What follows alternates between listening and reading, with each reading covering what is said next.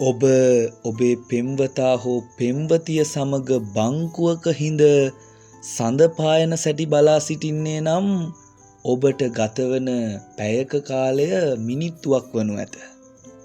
එහෙත් ඔබ උණුසුම් උඳුනක් මත වාඩි වුවහොත් ඔබට ගතවන මිනිත්තුවක කාලය පැයක් වනු ඇත. සාපේක්ෂතාවාදය යනු මෙයයි. මෙහෙම කිව්වේ ඇල්බර්ට් අයින්ස්ටයින්. ඒ කතාව සහතික ඇත්ත.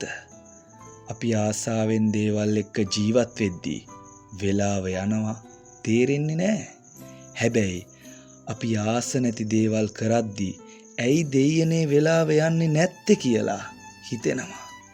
අනික තමයි මට සාපේක්ෂව දේවල් අනිත් අයට සාපේක්ෂව දැනෙන විදිහ වෙනස්. මේ ලෝකෙ හැදිලා තියෙන්නේ එහෙම. අපි හරි කියලා දකින්නේ අපිට අනුවනේ.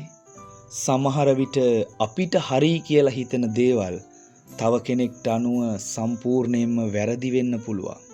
එහෙම හිතුවාම මොකක්ද හරි මොකක්ද වැරදි කියලා හිතාගන්න බැරි තත්වයක් උද්ගත වෙනව නේද? ඒක පිස්සුවක්. මිනිස්සු හැමෝම නටන්නේ පිස්සුවක්.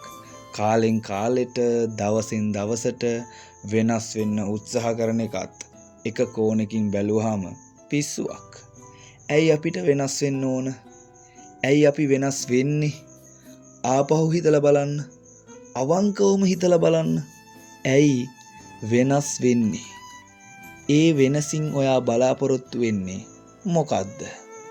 අපි හැඟීම් එක්ක ගනුදෙනු කරන මිනිස්සු අපිට වෙනස් වෙන්න ඕන කර කියා ගන්න දෙයක් නැති වුණාම, එකම විදියට ඉඳලා ඇති වුණාම, මම වෙනස් කියලා කාට හරි පෙන්වන්න ඕන වුණාම, මිනිස්සුන්වත් කැමති අලුත් වෙනසකට කියලා තේරුම් ගියාම, ඔන්න ඕකයි ඇත්ත.